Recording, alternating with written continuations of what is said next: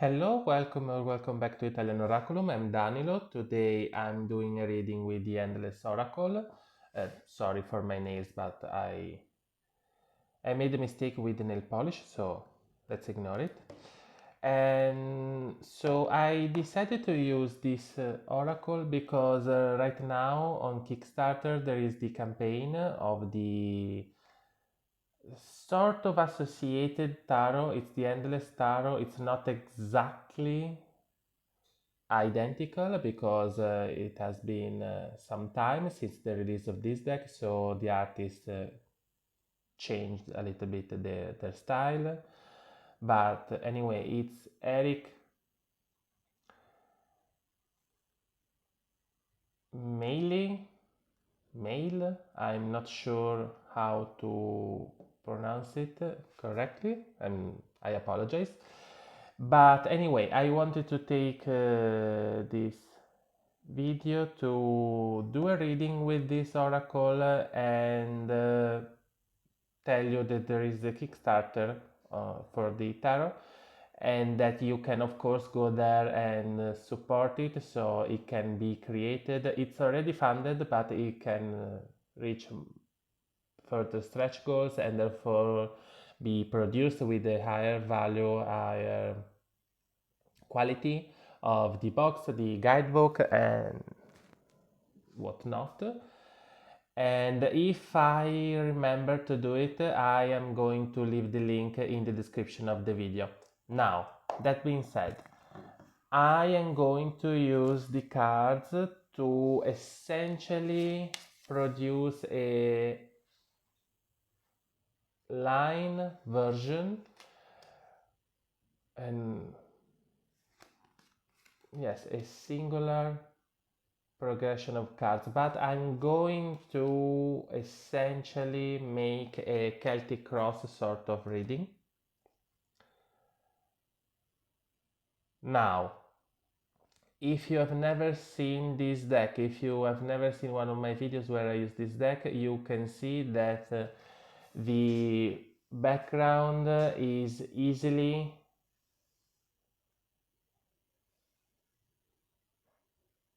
seen as a unique image. So with every combination of cards you can essentially obtain a singular painting, a singular strip of a place, a story, a situation, and of course even the foreground is sort of similar, so they blend very well together. And the tarot should work essentially in the same way. The colors may be a little bit different. For what I've seen, it is easy to recognize the tarot cards, the majors and the minors, so even if it's not necessarily a traditional kind of deck, it's very useful. Now take a look at the Oracle version, and if you are a tarot reader or a tarot enthusiast or a collectionist, maybe you decided to go check it out and help the creator to produce it in the best possible iteration. Now, as I said, this is sort of a Celtic Cross reading, so we have, for start, the past. We have a dark figure and a pair.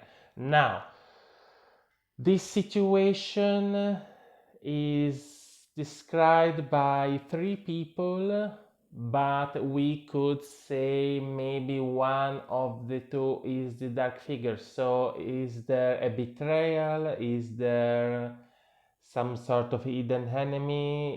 Is one of these two characters trusting a suspicious, maybe malicious, maybe untrustworthy character?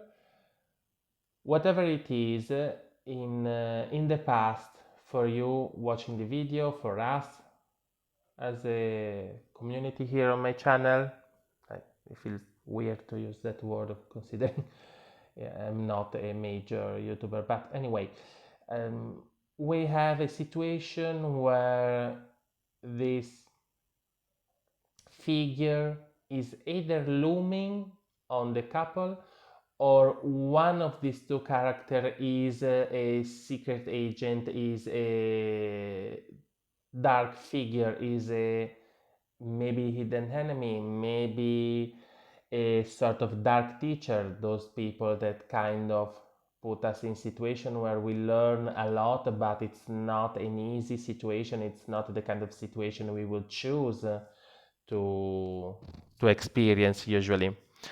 While the energy of the people, the protagonists of this reading, you watching the video, is the giants. And what is happening is the gathering clouds, and the challenge, the block to move from is the dog. So, taking all of this in consideration, I see that the dark figure is a fake friend, has been for some time.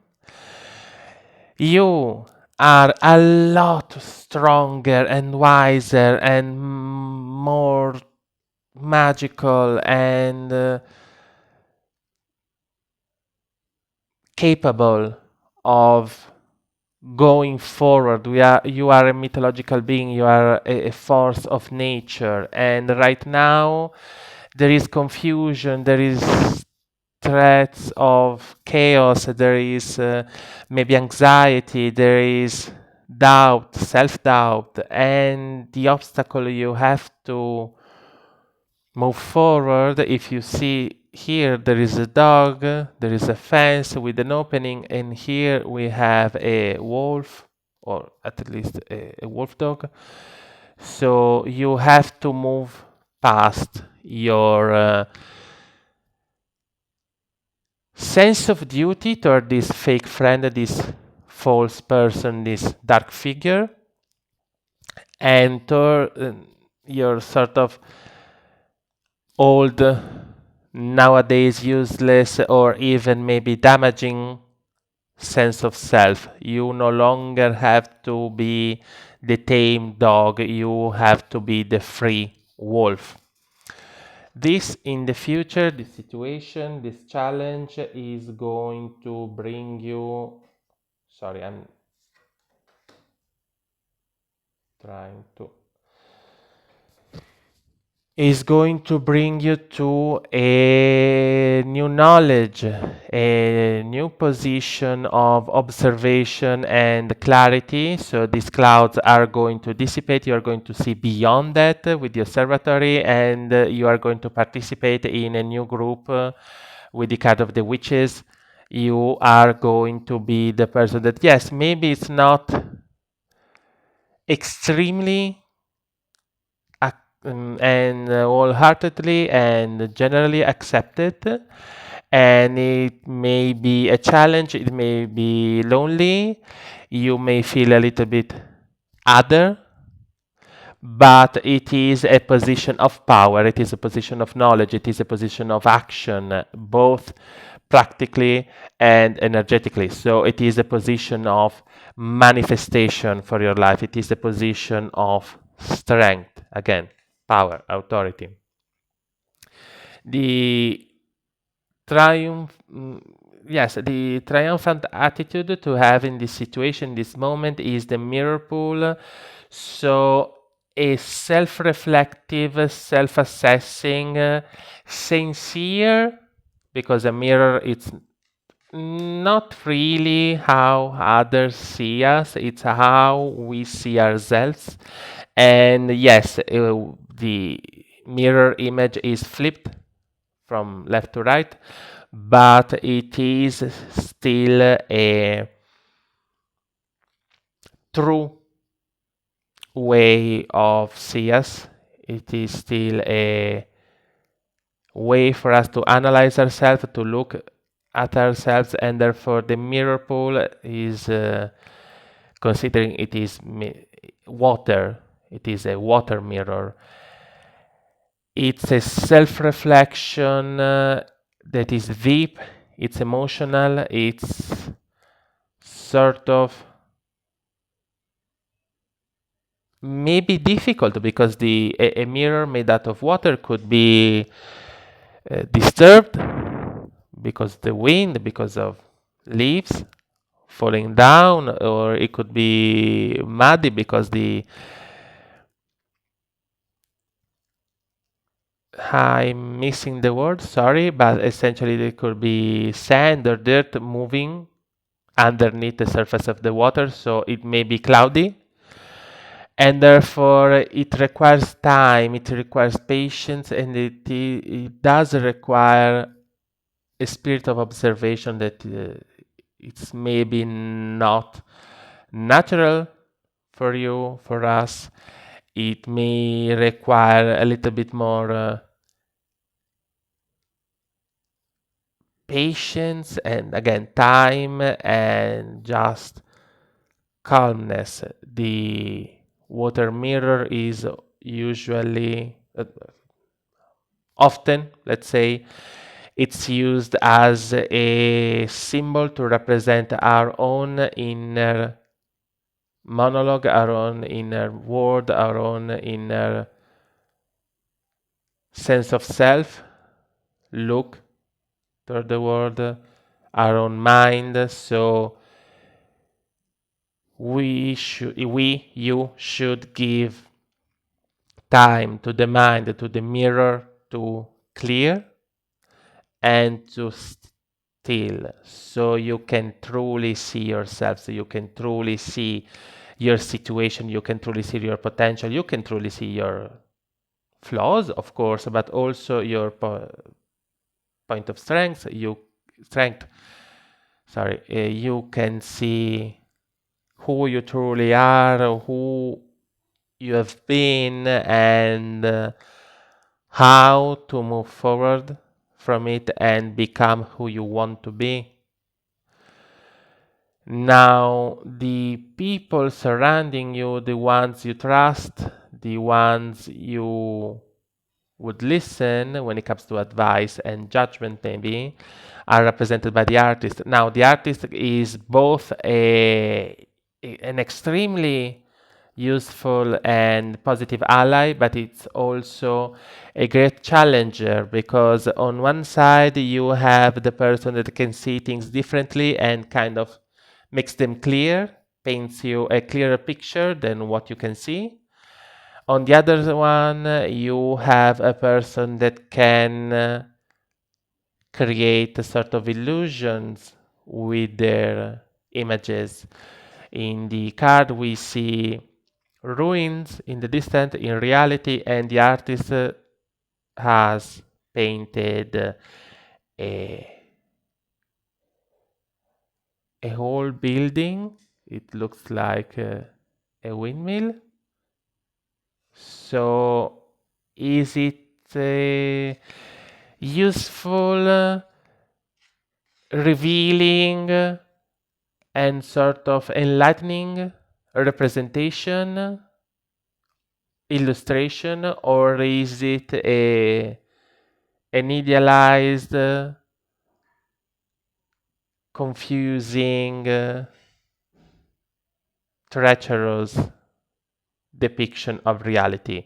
So, careful with the people in your life, careful to these people you will listen to, see what is real, what is not. This attitude, the mirror pool, helps you be more aware, be more trained in seeing reality, potential reality, and just make believe, just wishful thinking.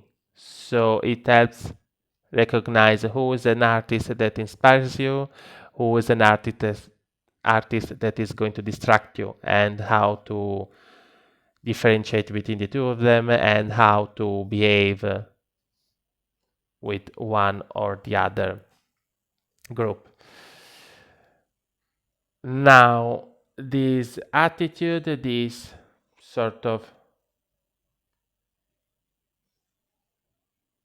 initial required way of behaving is going to get you to change, is going to get you to evolve.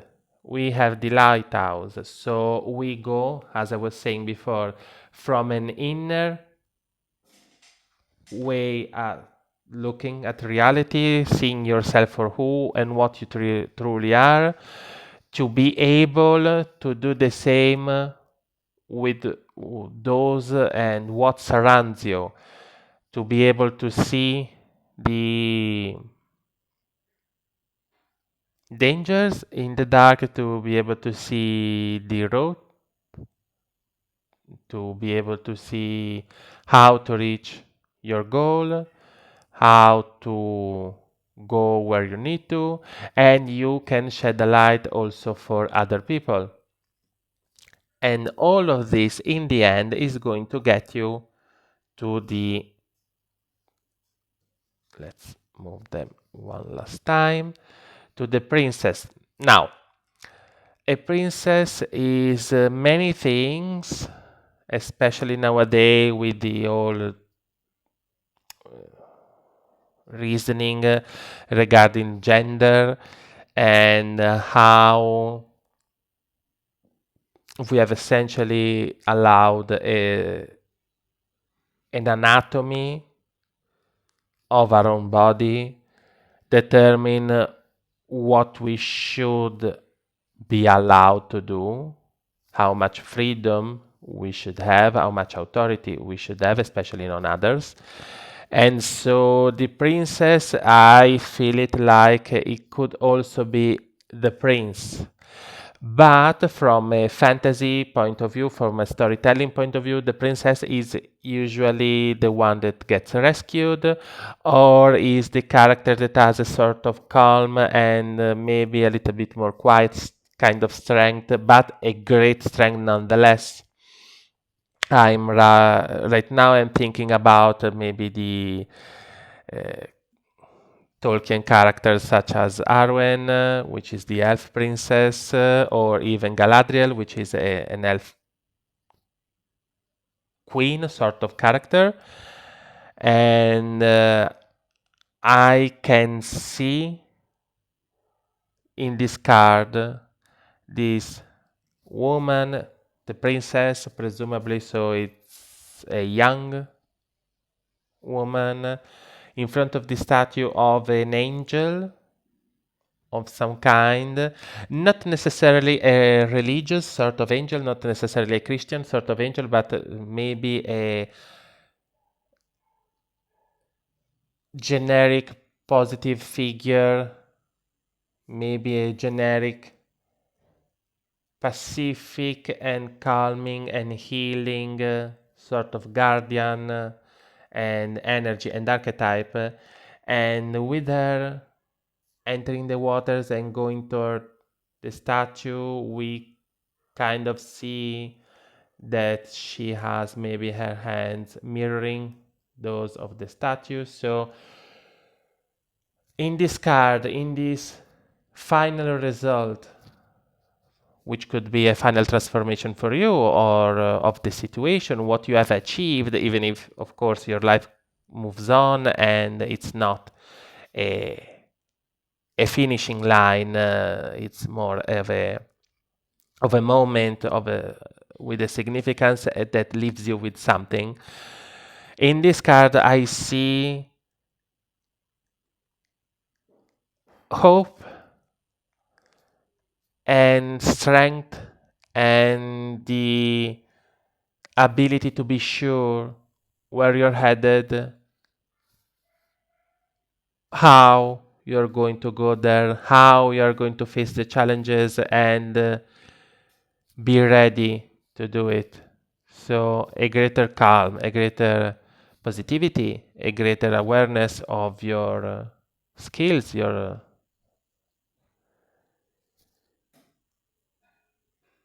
essentially what are your strengths, how to use them, at their best, who are your allies,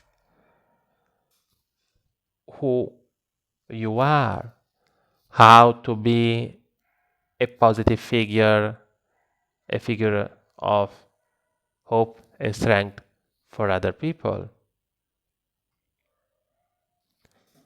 It's a great transformation, but of course it comes with clarity. And as I was saying before, with this couple of cards, the dark figure and the pair, it doesn't have to be an enemy. It can be a person that puts you in a difficult position, that forces you to grow, forces you to evolve. And as we can see, the evolution is one of awareness, one of hope, one of guidance, one of strength, and promised resolutions. Thanks for watching. As always, I invite you to subscribe to the channel. I invite you to leave me comments, likes if you enjoyed the video. If you want to book a reading with me, the email address is in the description of my video. So you can also find my handle of Instagram if you want to follow me there as well. And once again, I'll try to remember to share the link for the Kickstarter campaign for the tarot of the Endless Tarot, essentially the tarot version of this deck from the same author. Is both the creator of the artwork and the author of the guidebook. And as I said, the deck is going to exist nonetheless, but of course it could be improved quality-wise still, and you have some days to do so, so maybe go check it out. Thanks again. See you next time. Bye.